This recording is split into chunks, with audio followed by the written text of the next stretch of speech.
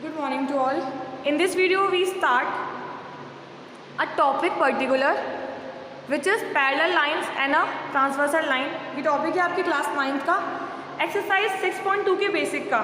क्योंकि हमारा अभी 6 चैप्टर रनिंग में है तो 6.1 हम लोग कंप्लीट कर चुके हैं, 6.1 के बेसिक भी हम लोग देख चुके हैं। नाउ अब हम सीखेंगे कि लाइंस के अंदर पैरेलल लाइंस और ट्रांसवर्सल लाइंस की क्या क्या इंपॉर्टेंस है और उनसे मिलके क्या क्या चीज़ें बनती है एंगल्स में। ठीक है, तो ये हमारा आज का टॉपिक है फिलहाल पैरेलल लाइंस है ना ट्रांसवर्सल लाइन। सबसे पहले तो आप ये देखो कि ये होती क्या है। स्टार्ट कर रहे हैं ट्रांसवर्सल से।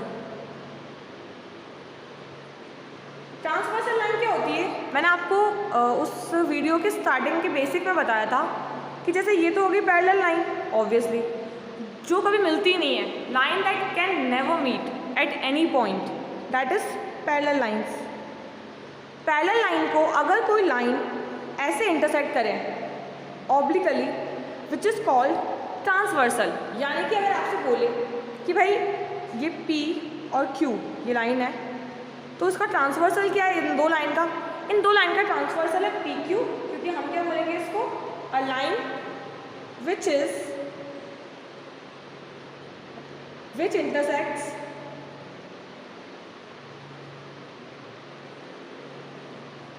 two or more line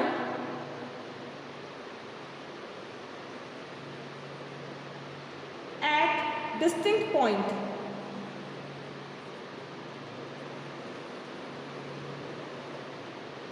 It is called transversal line.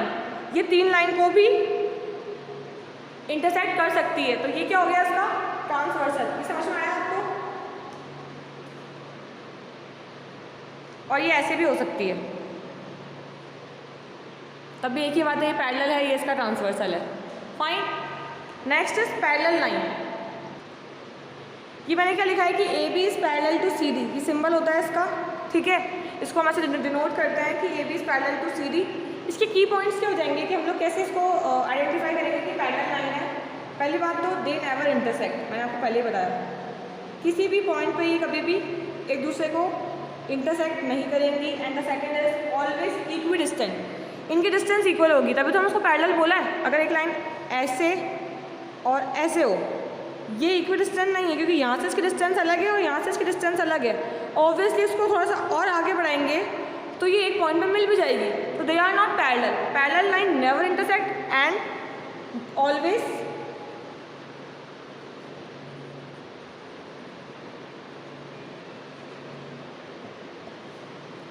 equidistant from one another.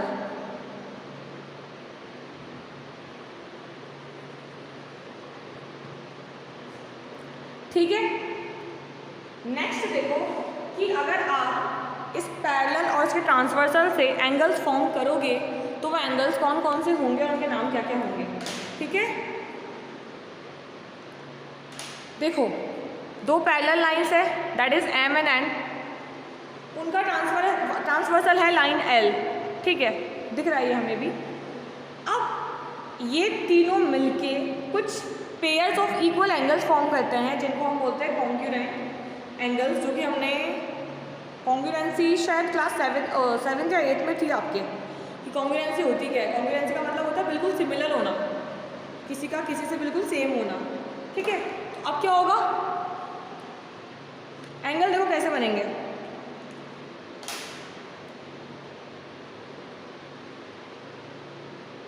ये चार बने, अगेन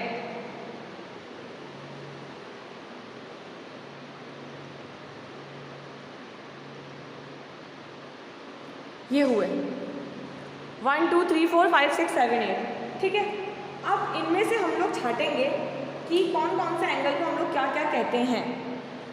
इसके लिए मैं सेपरेट डायग्राम बनाती हूँ क्योंकि समझ में नहीं आएगा ऐसे, क्योंकि अगर मैं इससे बताऊँगी जैसे सेम साइड वालों को हम बोलते हैं corresponding angle, angle on same side, जो कि एक ही साइड पे होता है, जैसे कि देख लो इसी में।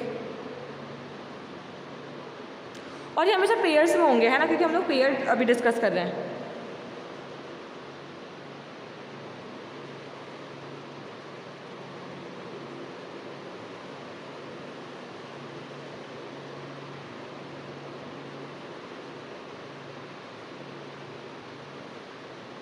Pair of angles on the same side of transversal. अब देखो कैसे है ये, जैसे इसी को ले लिया मैंने, बट इसको मैंने ऐसे लिया कि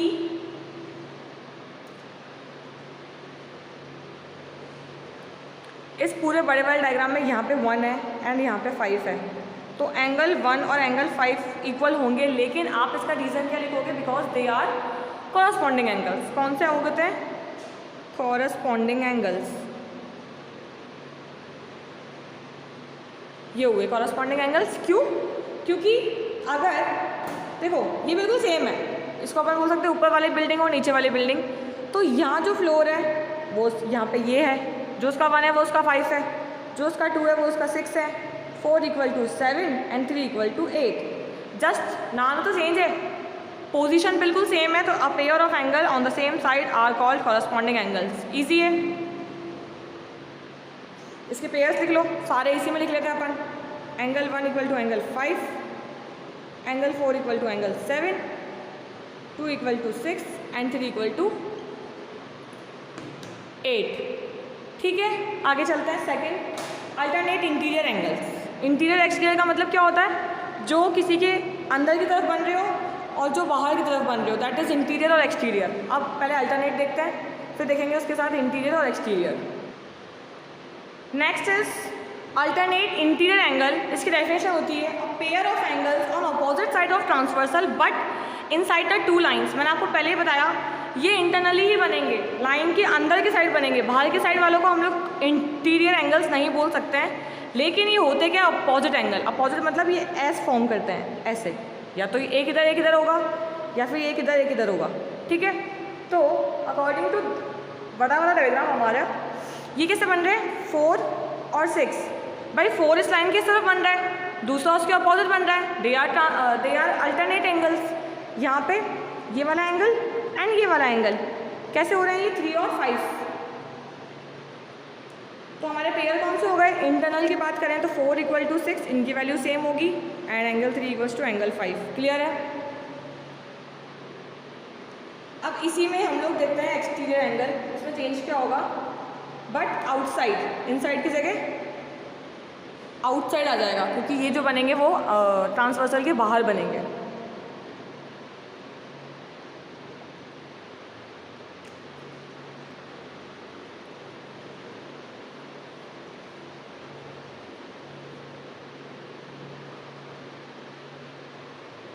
अब देखो ये बाहर बनेगा, तो ये नहीं कि आप यहाँ बनाओ उसको, ये तो अंदर हो जाएगा, हमको एक्सटीरियर चाहिए। ठीक है, तो ये इधर एंड ये इधर, फिर ये इधर और ये इधर। अब यहाँ पे कौन सा एंगल है हमारा, एंगल 1 यहाँ से स्टार्ट हुआ था, एंड ये angle 8, then angle 2 and angle 7। Then हम क्या लिखेंगे कि एंगल 1 हमारा एंगल 8 है, they are equal because they are in alternate exterior angle, and angle 2 is equal to angle 7, both are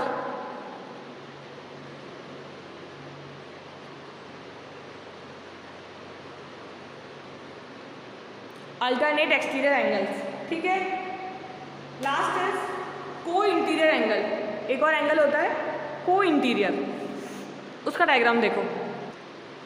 ये वाला एंगल जो होता है ना, वो अल्टरनेट का अपोजिट होता है। कैसे, उसकी डेफिनेशन थी अ pair of angle of opposite side of transversal, है ना, वो ट्रांसवर्सल के अपोजिट साइड पे बन रहे थे इनसाइड द 2 लाइन्स, और ये बन रहा है same side of transversal inside the 2 lines. यानी कि जैसे कि अंदर इंटरनली बन रहा है ये, लेकिन दोनों एंगल सेम साइड पे है, ये लेफ्ट में है और ये राइट में है, तो they are on same side and they are co interior angle and their sum will be 180 degree. तो अगर हमको एक एंगल लेके दूसरा पूछ ले तो हमें पता होगा कि इनका सम कितना होता है, 180 डिग्री। इनको लिखने का तरीका क्या होता है वो भी देख लो। Angle 4 plus angle 5 is 180 degree, और ब्रैकेट में लिख दो कि they are co interior. Similarly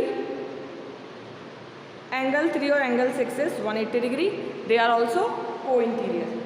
some of both angle is supplementary, ये भी हो सकता है। ठीक है, हर तरह के एंगल हमने देख लिए, और ये वैल्यू वाइज क्या होंगे, हमेशा इक्वल। बस हमें इनको पहचानना है कि कौन सा एंगल फॉर्म कर रहे हैं, है ना। Alternate exterior, alternate interior, corresponding, को इंटीरियर, कौन सा एंगल फॉर्म कर रहे हैं। वर्टिकल अपोजिट हमने इससे पहले देख लिया था 6.1 में। इसमें कुछ ध्यान देने वाली बात है कि ट्रांसवर्सल इंटरसेक्ट करता है अगर दो लाइन को, तो क्या होता है, any pair of corresponding angle are equal, मैंने बताया वो सारे इक्वल होंगे।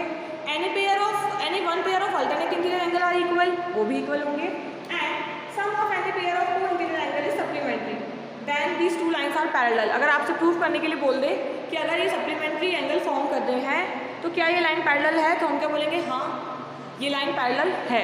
ये बात समझ में आई। अब हमारे पास इसी एंगल्स के जो भी हमने पढ़ा है उसी पे बेस क्वेश्चन है एक्सरसाइज 6.2 में, तो वो हम डिस्कस करेंगे इसकी नेक्स्ट वीडियो में, ठीक है। तो इस वीडियो को आप ध्यान से देखना, कौन सा लाइन कहाँ पे इंटरसेक्ट करती है, कौन सी कैसी होती है, कौन सा एंगल सेम साइड पे है, कौन सा अपोजिट साइड पे है, उसी से हमारे सारे एंगल्स फ्रेम हो रहे हैं, ठीक है।